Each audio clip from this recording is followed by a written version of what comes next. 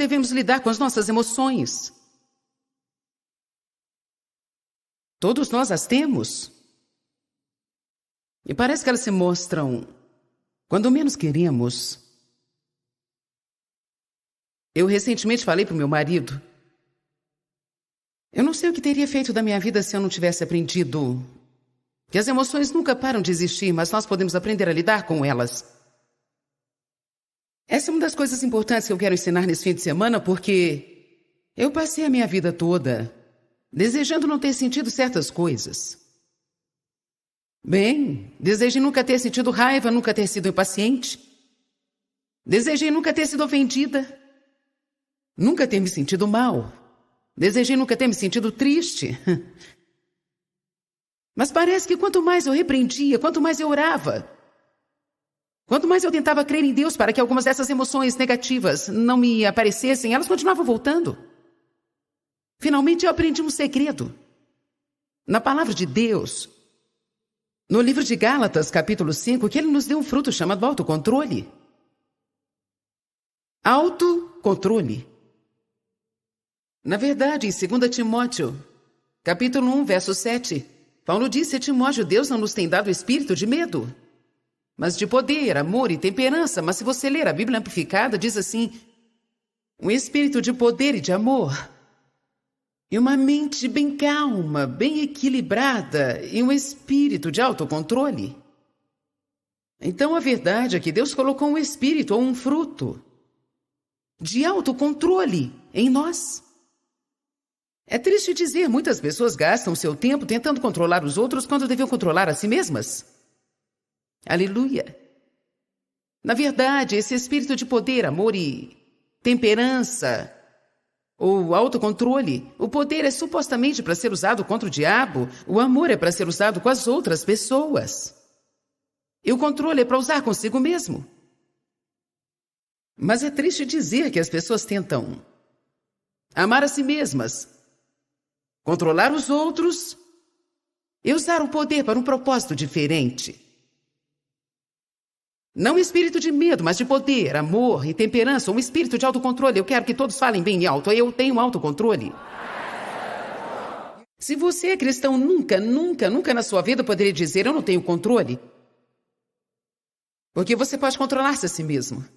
Se você desejar e começar a praticar, esse fruto vai desenvolver e crescer. E o autocontrole vai se tornar um grande amigo na sua vida. O autocontrole precisa ser trabalhado em todas as áreas da sua vida. Se você ler a lista dos frutos do Espírito em Gálatas 5, começa com amor. Amor, alegria, paz, paciência, bondade, benignidade, humildade, fidelidade, autocontrole. Tenho certeza que perdi algo, mas vou lhe explicar. Amor é o primeiro, autocontrole é o último. Deus me mostrou um dia que o amor é o que começa e todos os outros são decorrentes do amor. Amor, alegria, paz, paciência. Mas o autocontrole está aqui no final e funciona como um rodapé. Sem autocontrole, nenhum desses frutos pode funcionar. Sem amor no início, nenhum deles funciona. E sem autocontrole do outro lado, como eu posso ter paz se eu não tiver autocontrole? Como eu posso ser fiel se eu não tiver autocontrole? Como eu posso mostrar humildade se eu não tiver autocontrole? Então, verdadeiramente precisamos pensar sobre autocontrole. E precisamos saber que Deus vai nos pedir conta disso. Ele colocou isso em nós. E espera que usemos. Então eu comecei a perceber que essas emoções que eu não queria ter não iam embora, mas Deus realmente esperava que eu tivesse controle sobre elas. Principalmente as negativas. Em outras palavras, se eu sinto raiva, a Bíblia fala para eu me zangar, mas não pecar. Eu não posso evitar, de repente, de me sentir irada, mas eu posso não pecar, aprendendo a usar o autocontrole. E sem deixar essa raiva sair de mim de uma maneira errada. Eu não preciso reprimi-la e fingir que ela não está lá, mas eu preciso aprender com que eu devo ficar irada. E a Bíblia diz que nós não lutamos contra carne e sangue, então as pessoas não são minhas inimigas. E se eu ficar com raiva de alguém, então devo ficar com raiva do diabo, que está agindo através daquela pessoa. Como eu posso revidar o diabo? Vencendo o mal com o bem. É exatamente isso que a Bíblia diz. Exatamente isso. Abençoe os seus inimigos. Se alguém te trata mal, isso te deixa com raiva. Diga, eu não tenho que revidá-los porque não são eles os meus inimigos. O meu inimigo é o diabo. E o que eu posso fazer para derrotar o diabo? Abençoar os meus inimigos? Alguns de vocês não entenderam isso. Então é melhor eu repetir. Este é realmente um segredo espiritual. Romanos 12:21 é um segredo espiritual. Você vence o mal com o bem.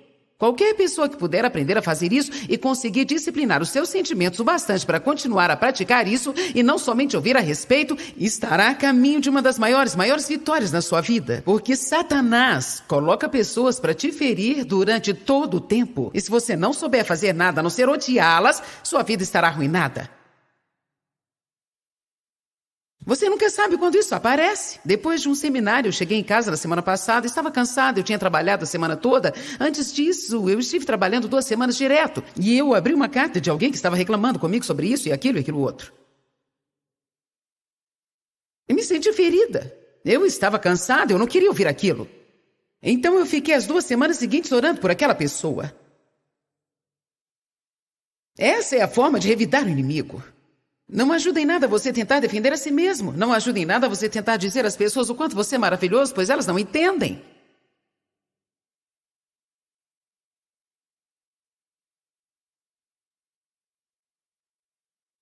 Quero dizer isso novamente. Tem algo bom liberado aqui?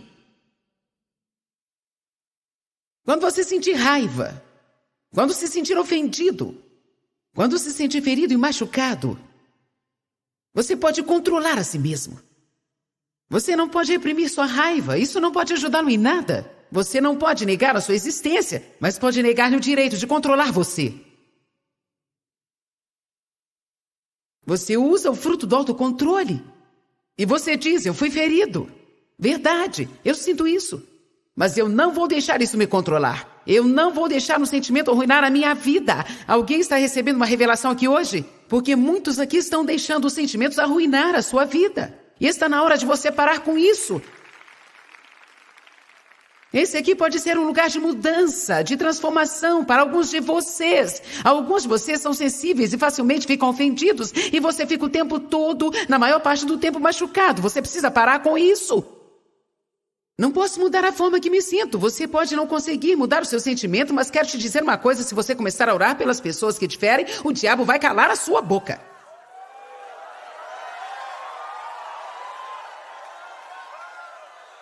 Então quero dizer isso mais uma vez para ter certeza que você me entendeu. Quando você sentir essas emoções negativas, não permita que elas te controlem. Sua guerra não é contra as pessoas. Efésios 6:12 diz, nossa guerra não é contra carne e sangue, mas contra principados, poderes e toda maldade nas regiões celestes.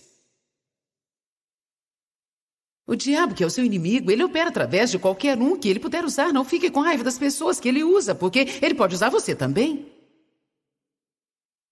E eu também. Todos nós falamos coisas que machucam as pessoas, nós fazemos coisas e agimos de formas que não deveríamos agir. Nós somos muito mais sensíveis ao que as pessoas fazem conosco do que o que nós fazemos a elas. Deveria ser o contrário. Estou pregando bem, ainda é cedo. Posso te dizer que nós vamos passar do limite aqui hoje. Amém? Nossa guerra não é contra as pessoas, é contra o diabo, ok, irmã Joyce? Eu acredito, minha guerra é contra o diabo. Como eu posso lutar contra o diabo? Bem, sendo bom com as pessoas que te ferem. E vou te falar uma coisa, para fazer isso você precisará saber lidar com suas emoções, porque você não terá um sentimento para te incentivar a isso. Você me entende? Você não terá um sentimento que o encorajará a orar pelos seus inimigos e ser uma bênção na vida deles. Você terá vontade de falar mal deles, mas você vai se autodisciplinar e não fará isso. Porque você tem autocontrole. Diga, eu tenho autocontrole. Nem todos falaram. Alguns ainda não decidiram se realmente querem isso. Vamos todos juntos. Eu tenho autocontrole.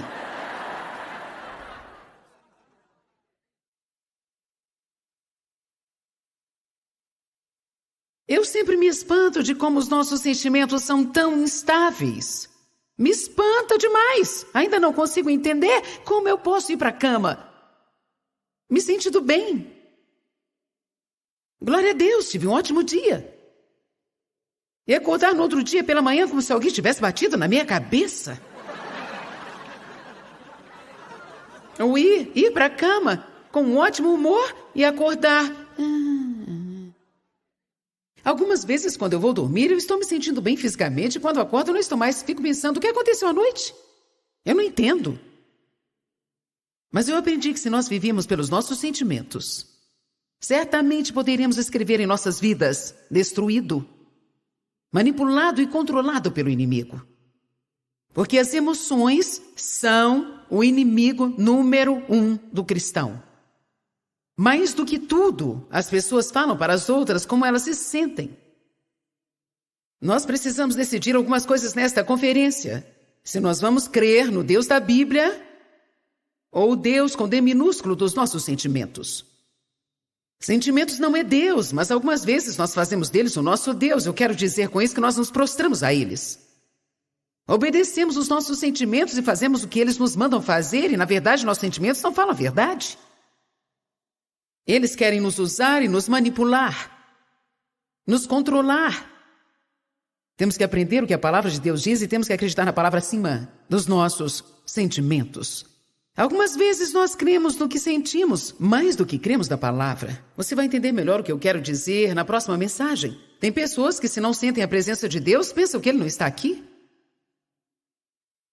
Se elas sentem que não romperam enquanto estavam orando, elas creem que não receberam o rompimento. Muitas vezes nós não cremos no que nós não sentimos. Muitas vezes você não crê no que não está sentindo. Então vamos. Hebreus 4:12.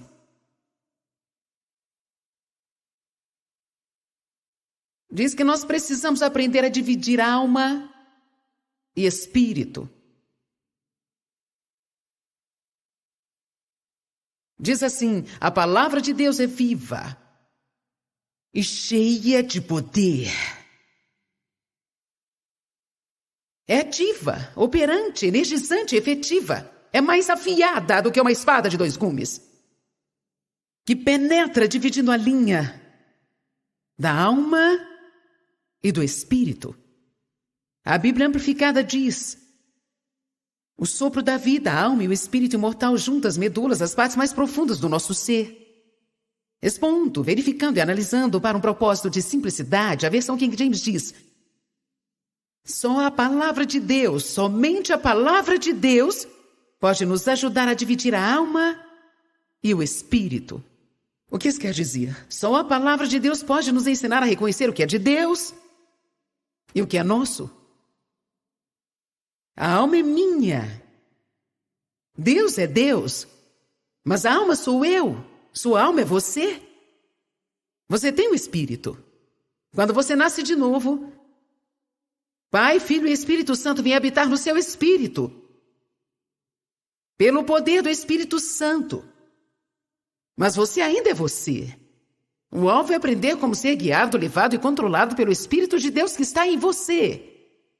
E em mim, mas para isso acontecer é necessário que uma obra seja feita nas nossas almas. O que é a minha alma? A minha alma é a minha mente, minha vontade, minhas emoções. A mente me diz o que eu penso, não o que Deus pensa. O Espírito Santo dentro de mim deseja me falar o que Deus pensa. Mas eu preciso aprender a ser sensível ao Espírito para que isso aconteça. A maioria das pessoas são carnais e isso significa que elas vivem pela alma. Se tem uma coisa que nós precisamos ser ensinados na igreja, está no que diz em Hebreus 4. Como dividir a alma e espírito. Como saber o que é de Deus e o que é de mim mesma. Minha mente me diz o que eu penso. Minha vontade me diz o que eu quero. Minhas emoções me dizem como eu me sinto. Geralmente, nós vivemos por muito tempo nesse nível raso de carnalidade, e por raso me refiro à carne. Nosso espírito se encontra no profundo do nosso ser. Nessa tarde eu quero te mostrar uma passagem que Jesus desafiou os discípulos a irem às profundezas. Ele estava usando um exemplo de pesca em águas mais profundas para poderem pescar mais peixe. Mas nós vamos usar isso para um propósito espiritual aqui, porque eu acredito que isso seja uma figura espiritual do que estava acontecendo naquela expedição de pesca. Temos que dizer para as pessoas hoje: venham às profundezas do Espírito. Saia do nível raso de carnalidade e do nível raso de viver pelo que você quer, pensa e sente. E se prepare para uma pesca de bênçãos, incluindo tudo que está disponível pelo derramamento da presença de Deus na sua vida, para que Ele supra as suas necessidades financeiras do dia a dia. Deus quer te abençoar em todas as áreas. Ele quer que você o escute. Ele tem segredos e mistérios reservados para você. Tem revelações sobre sabedoria e conhecimento. Ele quer que você conheça Ele, o poder da sua ressurreição, conheça os seus caminhos e seja uma bênção para as outras pessoas. Ele quer que você seja saudável. Ele quer que você tenha prosperidade, criatividade. Mas você não encontrará isso no nível raso do que você deseja, pensa ou sente. Vocês estão entendendo? Eu quero, eu penso, eu sinto. Eu quero, eu penso, eu sinto. Eu quero, eu penso, eu sinto. Escuta aqui, escute a si mesmo, escute as outras pessoas. Escute a si mesmo. É isso que nós falamos o tempo todo. Eu quero, eu penso, eu sinto. Eu quero, eu penso, eu quero, eu sinto, eu penso. Eu quero, eu penso, eu sinto. Eu quero, eu penso. Deixa eu te falar o que eu penso, deixa eu te falar o que eu sinto. É assim que eu me sinto, é o dia inteiro, 7 dias por semana.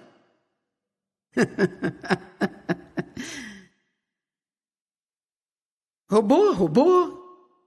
Todo lugar que eu vou querem que eu faça o meu robô.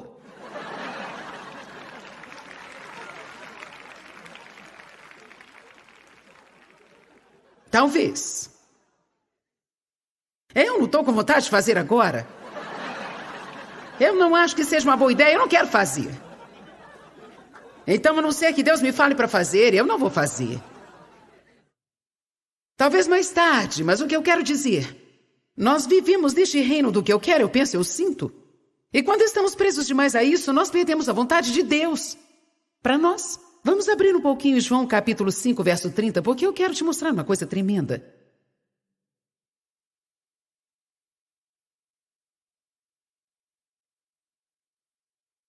Eu estava pensando nessa passagem hoje. Na verdade, eu estava orando a respeito da minha própria vida, porque eu quero muito deixar de tomar as minhas decisões e deixar que Deus decida tudo por mim. Essa é a nossa tarefa como cristãos. Decidir o que Deus decidiria, porque, olha, mesmo Deus querendo uma coisa, Ele não poderá cumprir isso na terra se nós não estivermos de acordo com Ele. Porque Ele diz, eu coloco diante de você a vida e a morte, escolha. Deus nos dá livre-arbítrio. É por isso que nós fomos feitos à imagem de Deus, porque nós temos uma escolha. Nós não somos marionetes amarradas.